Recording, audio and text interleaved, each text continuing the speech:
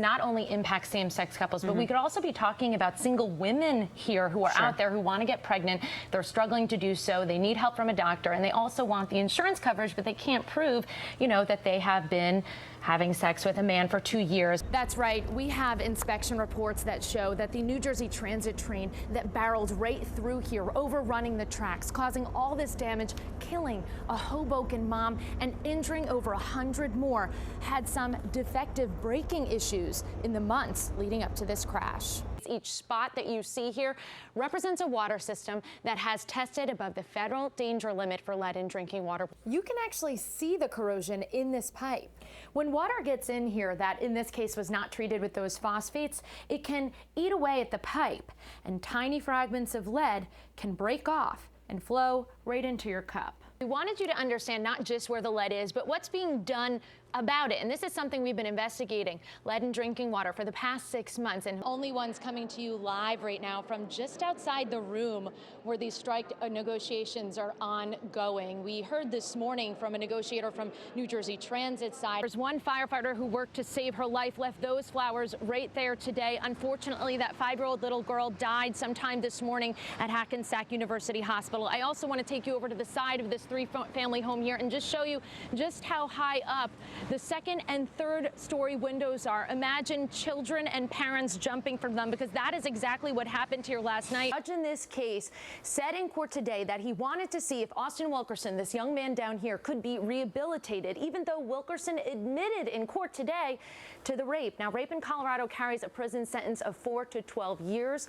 Wilkerson will spend nights in the county jail for 2 years while he's able to leave every day to go to work or school. Police are asking anybody who may have witnessed what happened up on that overpass last night to please contact the New Jersey State Police. As for these boys, they are expected to make a full recovery.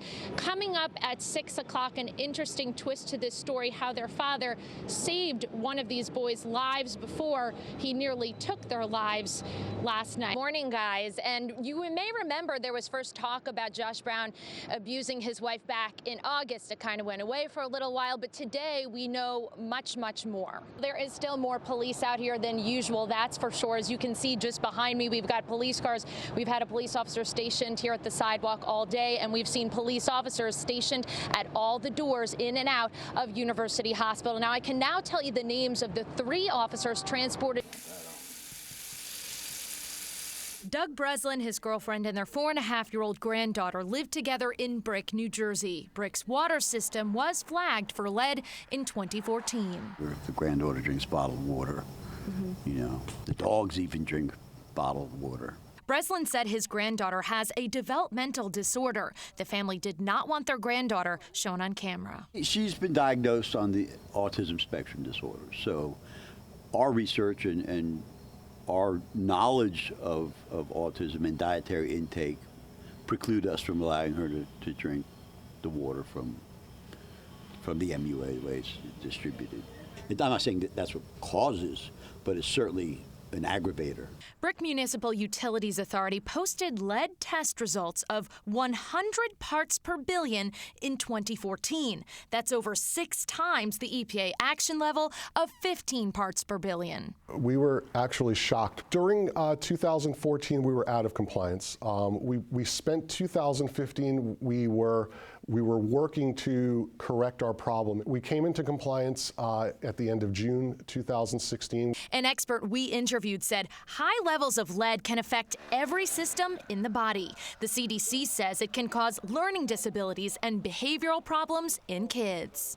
Pix 11 has identified hospitals, prisons, nursing homes, schools, churches, facilities for the disabled, whole towns and water systems that span across multiple counties. In the past 6 months, we visited water systems in Mahopac, New York, in Westchester County, including in Pleasantville and Tarrytown, from mobile home parks to inner cities to middle or upper middle class communities. We found water systems with lead problems. Here's what caused the high lead levels in Brick. We found that chloride in our water source, the Matidaconk River, had doubled between 2005 and 2015 in a 10-year period. It probably was a result of something as innocuous as road salting. Once in the water system, that road salt or chloride ate away at lead solder, he said. That's the glue used to join together pipes prior to 1987. The lead that falls off can then flow right into your cup. Brick now uses a new chemical to treat the water before it gets to your tap. We're coming back with some very positive results. Brick is not unique. Pix 11 spent 6 months reviewing lead and copper data from the Environmental Protection Agency, and by cross-referencing public water systems with locations to create this map, nearly 200 places in New York and New Jersey have seen levels above the EPA's safe standard in the past several years. I'm not surprised, unfortunately. Dr. Mark Edwards is known nationwide for his studies of lead in drinking water. He exposed the high levels of lead in Flint, Michigan. He's also now working with the Brick MUA. He calls them an example for other utilities to follow. Brick's water has now been deemed safe. We've got a newfound appreciation of just how dangerous even lower level lead and water exposure is. And I think most people are taking it much more seriously now than they did before Flint. Doug Breslin takes it very seriously. But just because their definition of safe might not meet my criteria for safe. Especially when you have small kids in the house. You know, and especially with somebody that has a developmental disorder. So is there lead in your neighborhood? Well, check out that interactive map. It's up on pix11.com right now. You can zoom right in and get answers. Now, tomorrow, we're going to be taking you inside one of the largest treatment plants in our region. They, too, have been dealing with this lead problem. Tamsin and John? We wanted you to understand not just where the lead is, but what's being done about it. And this is something we've been investigating, lead in drinking water, for the past 6 months. And of course, we showed you last night, we created this map to show you spots in our region where lead has tested high in the water in the past 3 to 4 years. Let's zoom into that map now, just to give you a little bit of a closer look at exactly where we're going to be taking you tonight. The Passaic Valley Water Commission is that dot right there. They provide water to Passaic, Bergen, Essex, Hudson, and Morris counties in New Jersey. From day one when we moved in, I've noticed the water just had a horrible taste. Laura Burns does not let her family drink from the tap. And I know a lot of people in Brick who will not drink the water. Water samples from Brick, New Jersey tested at over 6 times the federal limit for lead a couple years back. We took you there yesterday. Today, we want to show you a bigger water system that has exceeded the federal lead limit. So 90 million gallons of water flowing around us right now? Yep, that's correct. We're walking through an underground tunnel beneath one of the biggest water plants in the region. We're completely surrounded by water now. So if you open that up, we'd flood? Oh yeah, we would never even be able to say goodbye. The Passaic Valley Water Commission provides water to over 300,000 people. In 2015, the system posted a lead level of 17 parts per billion. The EPA flags water systems when they exceed 15 parts per billion. And we know that there's no lead is good lead. I mean, we should be doing everything we can to minimize that lead, and so was why we're trying to do this. Joe Bella has been in charge here since 1994. He's been pushing to update their system for years. So this is not active? It's not active, no. So you're hoping to turn this on? Yes. When? In 4 to 5 years. He says they got pushback when they announced their plan to take these water reservoirs indoors.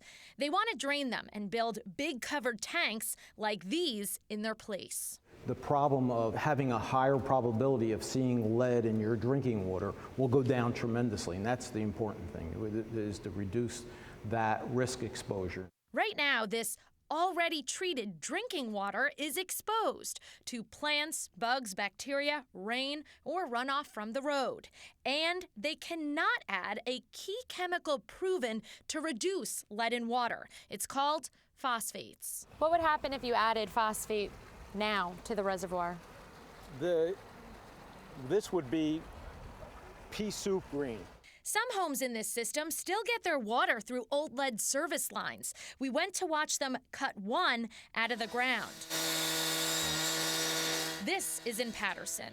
And how long have you been doing this work, removing one line after the next? Since the 70s. We've gotten over 35,000 of them. 1,000 left to go? Less than 1,000.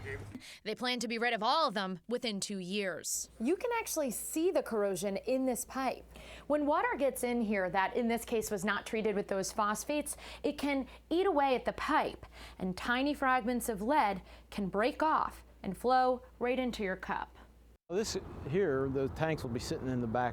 They need those big water tanks built so they can finally turn these phosphate tanks on. The whole thing is these huge tanks just to use this. And that's what we've been fighting for the last 5 years. Everything we're doing, they said we're doing everything right. We just got to add the phosphates. Trying to get ahead of the curve to stop lead corrosion. Back in Brick, moms like Laura Burns are more comfortable drinking from the filter. She had her water tested and she remembers lead did come up. You're still cooking with the water, you're showering in the water, you're washing your clothes in the water, so you have to wonder what's going into your body. To put this into perspective, Tamsin and John, Flint, Michigan, their lead level registered at 22 parts per billion. And we found systems here in our area that are all mapped out for you that posted lead in water results at 150 parts per billion, 250 parts per billion, even double that. Now, remember, you can click all around on this map all you want. Check out your neighborhood. It is up on pix11.com. And there's also a link on my Facebook and Twitter page. Documented. Gloria Torres describes her partner Sarah Mills as a quiet, shy person, but she's speaking out about this. I haven't been the same since I found out about this. I just feel like almost a second-class citizen because they're not acknowledging that we're good people. We care about kids, we care about others.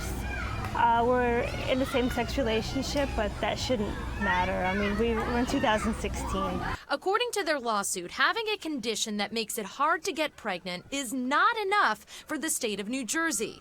A woman must be having sex with a man for 1 or 2 years and not get pregnant in order to qualify for insurance that will cover fertility treatment.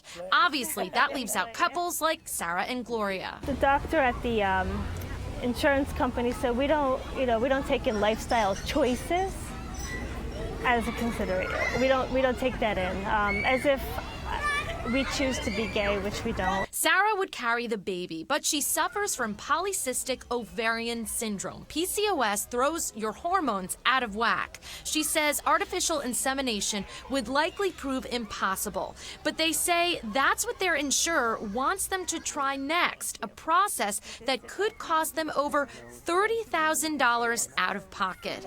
So they and another couple are suing the New Jersey Department of Banking and Insurance, not for the money and not just for themselves, but to get the law changed. The couple's insurance carrier, Horizon Blue Cross Blue Shield, says they are acting in accordance with state law. We don't know what's going to happen, but what we're hoping is that it will be changed, that the state will look at it and say, hey, it has to be the same for every woman. And by the way, Tamsin, the state mandate that they're up against not only impacts same-sex couples, but we could also be talking about single women here who are out there who want to get pregnant. They're struggling to do so. They need help from a doctor, and they also want the insurance coverage, but they can't prove, that they have been having sex with a man for 2 years, which is the double standard that this couple says that they're up against.